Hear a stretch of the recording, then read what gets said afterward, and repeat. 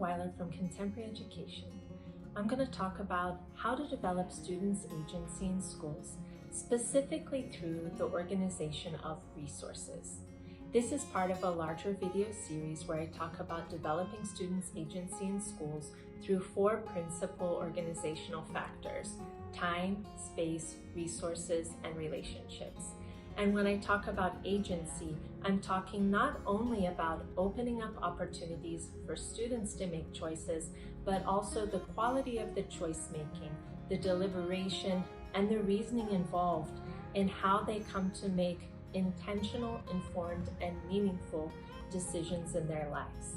So when we think about the organization of resources, I want to talk about 2 different types of resources.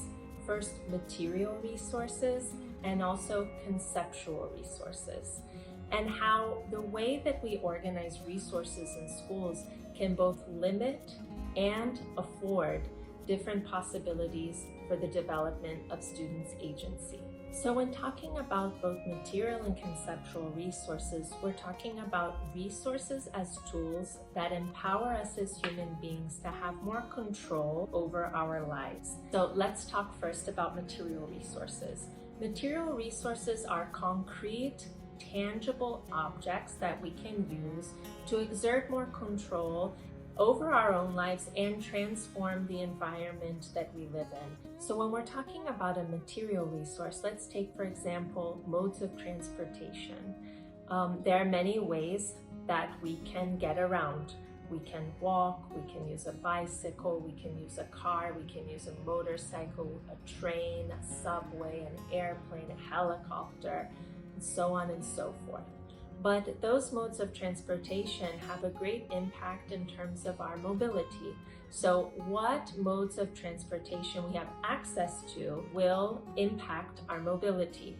The same goes for conceptual resources. Conceptual resources are ideas, concepts, theories that give us another way of thinking about things and amplify our possibilities of how to interpret and evaluate situations we face in the world. When talking about conceptual resources, let's talk about first very broadly.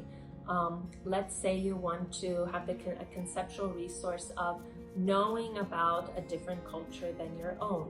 Let's say thinking about cultural aspects of the way people dress, the way people eat, the languages they speak, their beliefs, things such as this. If you don't have knowledge of that other culture and only knowledge of your own, that will limit you to making decisions based on that repertoire that you have of your culture as a conceptual resource. So I'm talking about the limitations because the idea is that at school, resources and resource use are built, they're constructed, repertoires are designed through the curricular choices made at school. Students have access to different material resources, like I mentioned before, books and libraries, computers, different writing utensils, and they learn how to use those material resources in different ways. The same goes for conceptual resources, the content of different curriculum across disciplines that builds up a repertoire of knowledge of conceptual resources that then are to be used in decision making. So in terms of amplifying students' agency in schools related to material resources, we can think about giving students options for which resources they use, material resources they use, for specific tasks or projects that they are engaged in. So let's say that students need to make a presentation to other students in groups about a specific subtopic of a larger topic that their group is studying, and that they're going to be educating their fellow students and also learning from their fellow students related to the different subtopics that were studied by each group. But they could choose a myriad of different ways of presenting their work.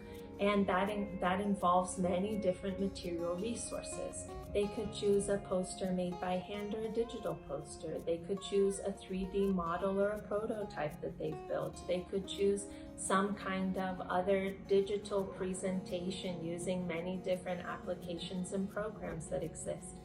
But they need to understand, first of all, what the meaning of their choice is, so why they're making the choice to use that format, that material resource as a format for making their presentation. They also need to think about learning how to use those different material resources that are integrated into the need for presenting and the need for using those material resources.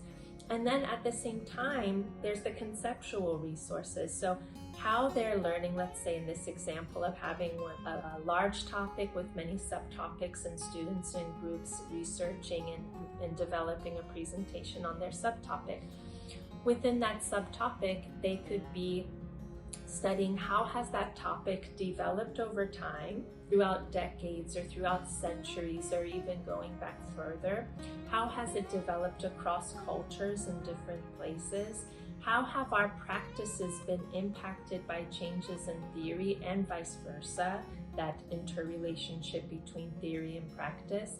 And how do those concepts help as resources in facing contemporary problems, in facing difficult situations that require decision making? So part of our role as educators in schools is helping students become more aware, more conscious, and in their decision making and in their the learning process to understand that the concepts and the conceptual resources that they are learning and they're using in their work, and the material resources that they're learning and they're using in their work are tools to empower them to make these more informed, intentional, and meaningful decisions. But taking a step back from not only opening up the possibility for decision making, but evaluating that decision making, deliberating upon that decision making, and the educator acting as someone that guides that deliberation process with students to help them become more aware and responsive in facing their real life situations and problem solving in the most meaningful way. Well, that's my take on it. I invite you to join me and others in this dialogue about how to develop students' agency in schools through time, space, resources, and relationships at contemporaryeducation.com. Thank you.